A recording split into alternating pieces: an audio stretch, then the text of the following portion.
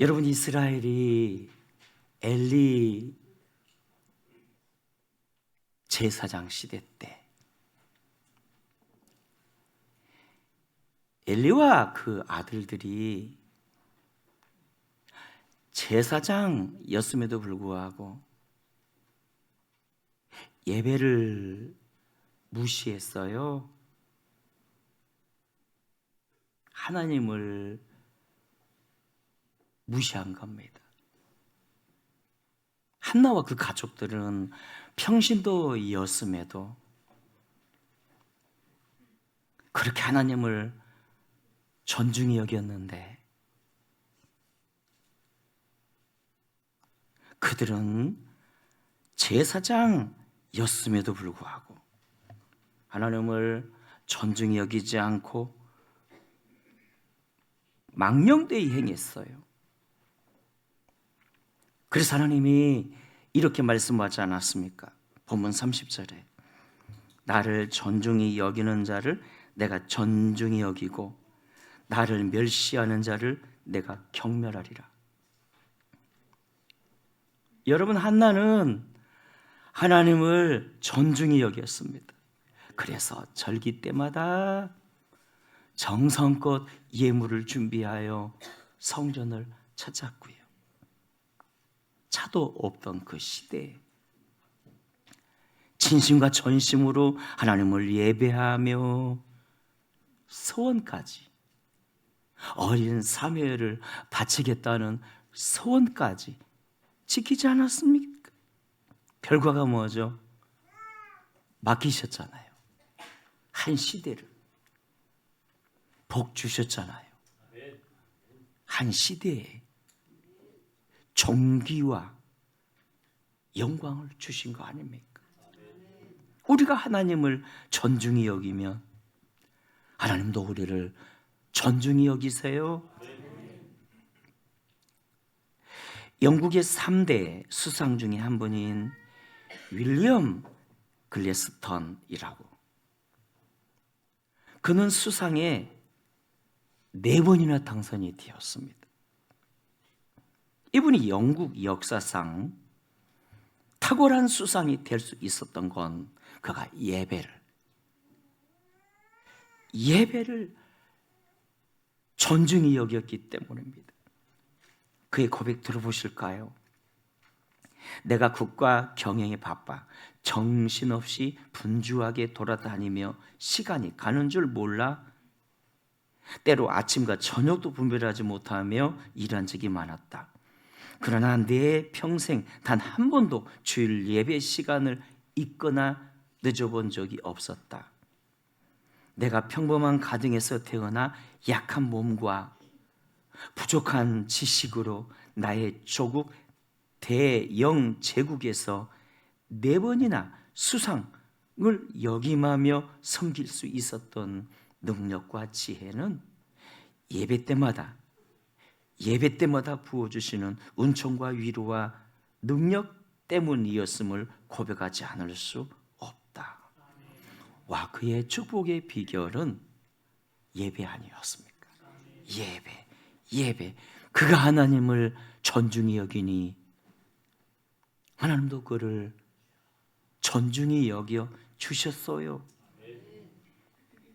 여러분, 창세기 22장에서 하나님이 아브라함에게 무슨 제사를 요구하셨죠? 아들 이삭을 바쳐라. 아브라함, 네 사랑하는 독자 이삭을 모리아 산에서 번제로 바쳐라. 아니, 사람이 어떻게 자기 아들을 그것도 번제로 바칠 수 있나요? 그럼에도 아브라함은 순종했죠. 그 아들 이삭에게 나무 짐을 지워 3일 길을 걸어 모리아 산에서 그를 결박시키고 칼을 지켜들 때 멈춰라, 아브라함 멈춰라.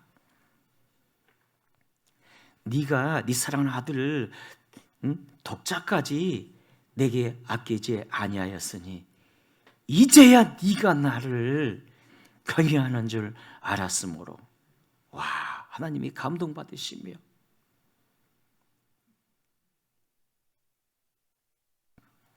이제야 네가 나를 경외하는 줄 알았으므로. 여러분, 여기서 경외했다는 것은 존중히 여겼다는 뜻이죠. 하나님은 지금도 시험해 보세요. 테스트 해보세요. 당신을 우리가 존중히 여기는지. 그는 존중했고 이해가 안 됨에도 순종했고 결과가 뭐죠?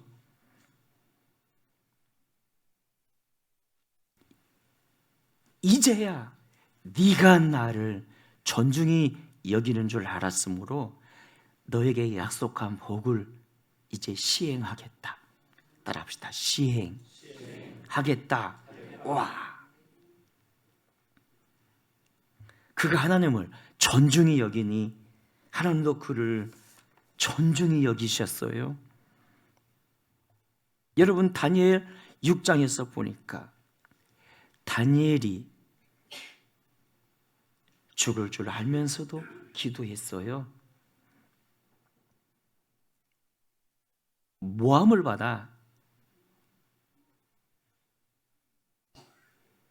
그가 이제 기도만 하면 사자굴에 던져질 줄 알면서도 기도했어요. 창문을 열어놓고 온 사람이 보라면서 창문을 열어놓고 평소 하던 습관대로 하루 3번씩 기도했어요. 왜 그랬을까요? 그의 신앙 문제로 사람들이 그를 모함하고 있다는 걸 그는 알았고, 여기에는 하나님의 자존심이 걸린 문제입니다. 그리고 그 역시 하나님 앞에서 자신은 자신의 목숨보다 하나님을 존중히 여김을 보여주고 싶었어요. 보여주고 싶었던 겁니다. 그래서 기도하면 죽을 줄 알면서도 그는 기도했고, 결과가 뭐죠? 이전보다 훨씬 더 높이 하나님이 그를 올려주셨고 원수들은 다 쓸어버리셨잖아요. 우리가 하나님을 존중히 여기면 하나님도 우리를 존중히 여겨주세요. 어느 평신도 선교사 이야기입니다. 한번 들어봐 주시겠습니까? 감리교 신학대학 대학원을 졸업하고 목사 안수를 기다리는 한 전도사가 있었다. 어린 시절부터 부모는 그를 목사로 세우기 위해 혼신의 노력을 기울였다. 처가에서도 목사 될 사람으로 알고 결혼을 허락했다. 이제 신학대학원을 졸업하고 목사 안수만을 기다리고 있을 때였다. 그런데 기도만 하면 하나님이 네 목사 안수 포기하면 안 되겠니?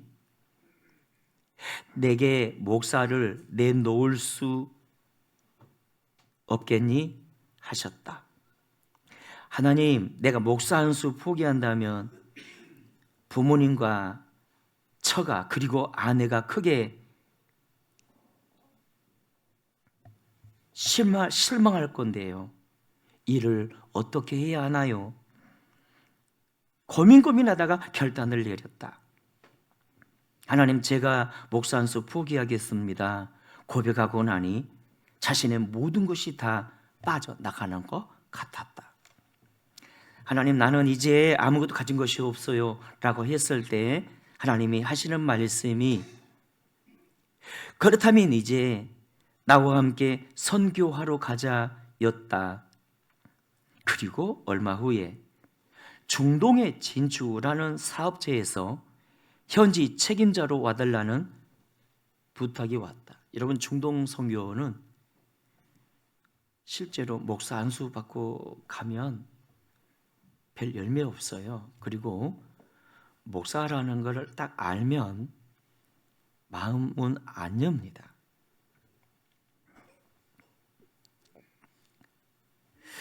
그때야 하나님의 계획하심을 알게 되었다. 하나님이 자신을 평시도 전문인 선교사로 부르고 계심을 알게 되었다. 목사직을 내려놓을 때 가장 귀한 것을 드렸다고 생각했는데 나중에 보니 가장 작은 것을 드린 것뿐이었다. 가장 작은 것을 받으시는 하나님은 가장 큰 것을 주셨다. 바로 예수님을 주신 것이다. 아들아, 이제부터 내가 너의 목사직이 될 것이며 네가 돈이 없느냐? 내가 이제 너의 필요를 다 채울 것이다. 나는 너를 떠나지 않을 것이며 결코 너를 혼자 두지 않을 것이다. 그렇다. 하나님을 존중히 여김으로 결국 내가 하나님의 존중히 여김을 받은 것이다. 사랑하는 여러분, 우리는 하나님을 존중히 여길 수도 있고요, 그분을 무시하고 멸시할 수도 있습니다. 그러나 꼭 기억하십시오. 이 말씀 기억하십시오. 나를 존중히 여기는 자를 내가 존중히 여기고 나를 멸시하는 자를 내가 경멸하리라. 할렐루야. 여러분, 그런데 하나님을 존중히 여기는 자의 특징이 있습니다. 뭘까요? 하나님을 존중히 여기는 자의 특징. 첫째, 부모를 존중합니다. 하나님을 존중히 여기는 자는요, 부모를 존중히 여겨요. 잠언 23장에서 말씀했지요. 너를 낳은 아비에게 청종하고 내 늙은 어미를 경히 여기지 말지니라. 자, 아버지와 어머니를 어떻게 대하라고요? 어떻게? 청종하고. 따라합시다. 청종하고. 경히 여기지 말라. 왜요? 부모를 존중히 여길 때 하나님의 약속입니다. 에베소 6장 2절에 내 아버지와 어머니를 공경하라. 이것은 약속이 있는 첫 계명이니 이로써 네가 잘되고 와, 복의 비결이네요. 부모 공경이. 네가 잘되고 장수하리라. 와, 부모 공경이 복의 비결이요, 부모 공경이고 하나님 공경이라는 겁니다. 또한 둘째, 하나님을 존중히 여기면 하나님이 세우신 지도자를 존중히 여긴다는 겁니다. 로마서 13장 1절에서 말씀합니다. 각 사람은 위에 있는 권세들에게 복종하라. 왜냐하면 대통령을 비롯한 모든 권세자는 다 누가 세웠다고요?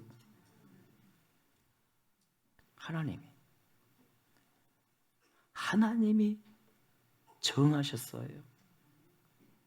하나님이. 로마서 14장 4절에서 말씀했어요.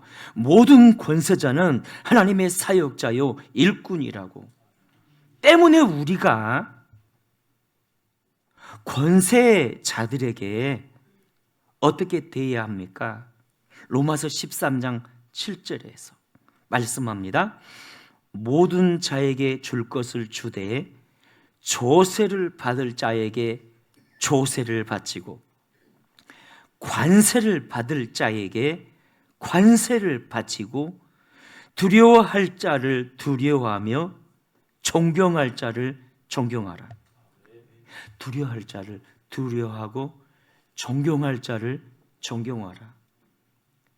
주께서 세우신 권세자들을 두려워하고 마음에 안 들어도 존중하라는 겁니다.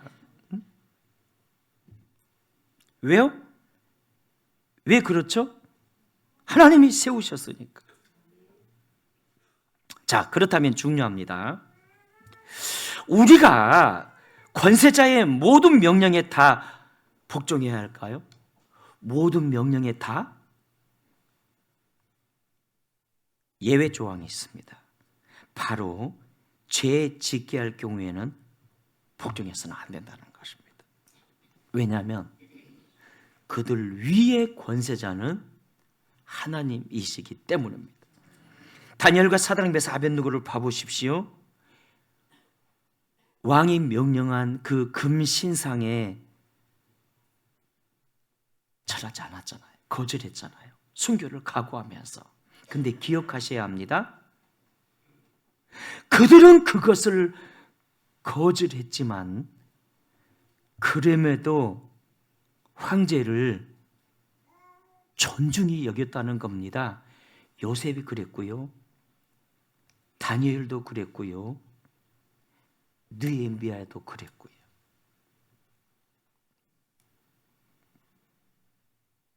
그리고 셋째, 하나님을 존중히 여긴 사람은 상전을 존중히 여긴다는 것입니다. 상전을. 디모데전서 6장에서 말씀했죠. 무릇 멍에 아래에 있는 종들은 자기 상전들을 범사에 마땅히 공경할 자로 알지니 이는 하나님의 이름과 교훈으로 비방을 받지 않게 하려 함이라. 여러분, 직장이나 기관에서 상전을 공경할 자로 알라 말씀하시네요. 공경할 자로 알라. 그렇다면 이유가 뭐죠? 하나님이 세운 자이기 때문이라는 겁니다. 누가 세웠다고요? 하나님이. 여러분, 대기업 회장들 도둑놈이라고 죽일 놈이라며 무시하고 멸시하지 마세요. 그 한 사람 때문에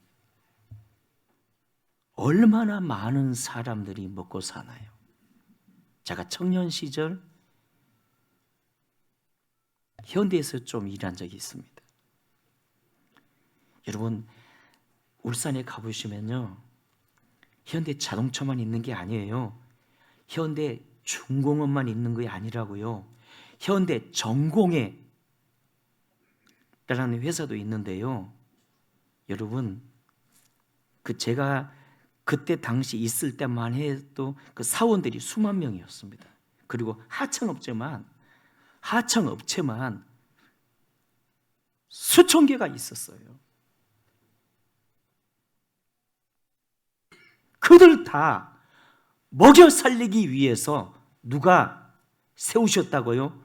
하나님이. 이거 아셔야 돼요. 존 비비어의 존중이라는 책에 기록된 글을 소개하고자 합니다. 한번 들어봐 주시겠습니까? 몇 년 전에 내가 어떤 도시를 출발하는 비행기에 올랐는데 단골 고객 자격 덕분에 자리가 1등석으로 격상되었다. 내 옆자리에는 말쑥한 옷차림의 사업가가 앉았다. 내가 먼저 말을 건넸고 우리 사이에는 금세 아주 좋은 공감대가 형성되었다. 그는 아주 똑똑했고 굳이 물어보지 않고도 지도자임을 알았다. 직업을 물으니 그 도시에서 두 번째로 큰 택시 회사 사장이라 했다.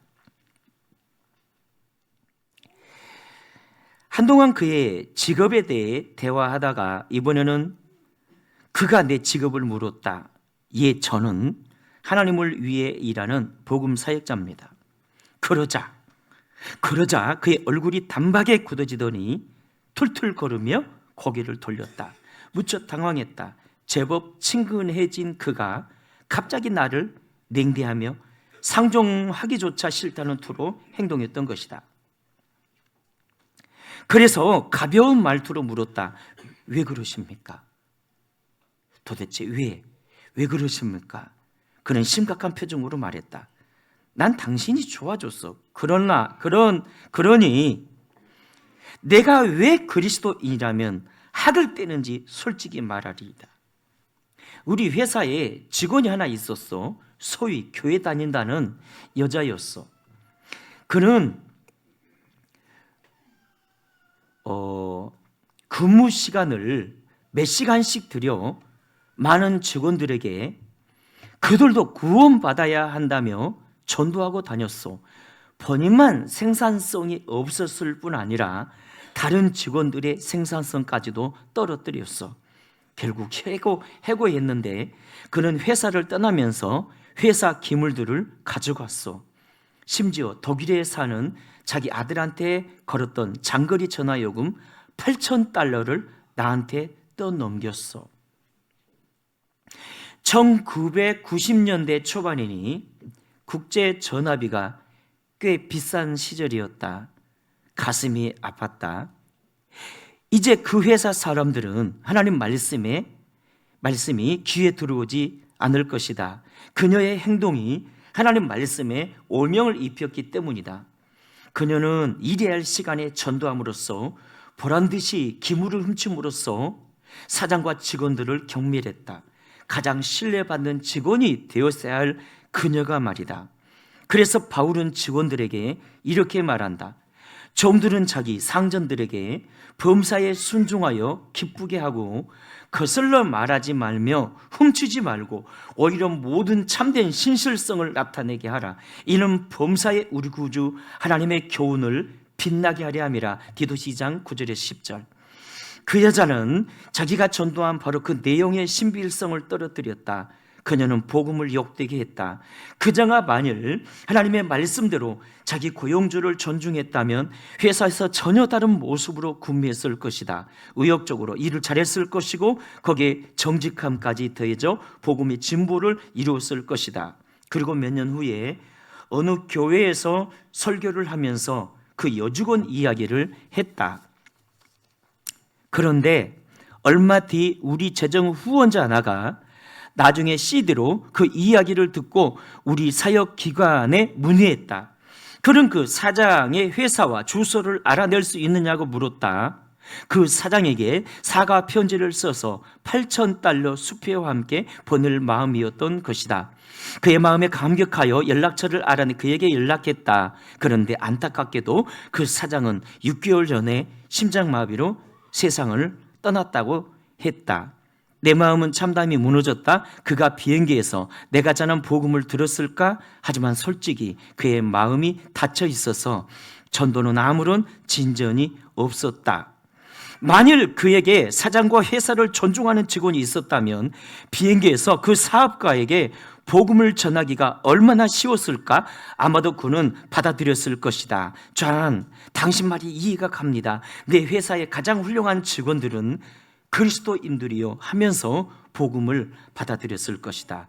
여기까지만 소개합니다. 여러분 살다 보면 까다로운 상전 만날 때 있지요. 그렇지 않습니까? 근데 성경은 그 까다로운 상전에게도 순종하라 말씀하시네요. 베드로전서 2장 18절에. 자, 그리할 때 어떤 대우를 받을까요? 심은 대로 거둔다는 겁니다. 심은 대로. 그래서 우리 신학교 다닐 때 늘 교수들이 기가 닳도록 했던 말이 있습니다. 여러분이 전도사 때 잘해야 목회 때 복을 받습니다. 여러분이 전도사 때 잘해야 목회 때 복을 받습니다. 에베소 6장 8절에서 말씀합니다. 이는 각 사람이 무슨 선을 행하든지 종이나 자유이나 주께로부터 그대로 받을 줄을 알미니라. 그대로 받을 줄을 알미니라. 즉 심은 대로 거둔다는 겁니다. 따라합시다. 심은 대로 거둡니다. 그렇습니다. 이제 말씀을 믿습니다. 사랑하는 여러분, 우리가 하나님을 존중히 여길 때 하나님도 우리를 존중히 여겨주세요. 아브라함이 그랬고 한나도 그랬습니다. 다니엘이 그랬고 바울도 그랬습니다. 그들이 하나님을 존중히 여기니 하나님도 그들을 존중히 여겨주셨어요. 특히 하나님을 존중히 여기는 자들은 부모를 존중히 여깁니다. 하나님이 세운 지도자들을 존중히 여깁니다. 상전들을 존중히 여깁니다. 결과가 뭘까요? 자, 결과가 뭔지 아세요? 행복입니다. 행복. 하나님이 행복을 주세요. 행복을. 하나님 나라를 누리게 하세요. 이것이 행복이라고. 행복을 누리게 하세요. 하나님의 행복이 우리 모두에게 넘쳐나시기를 주의 이름으로 축원합니다.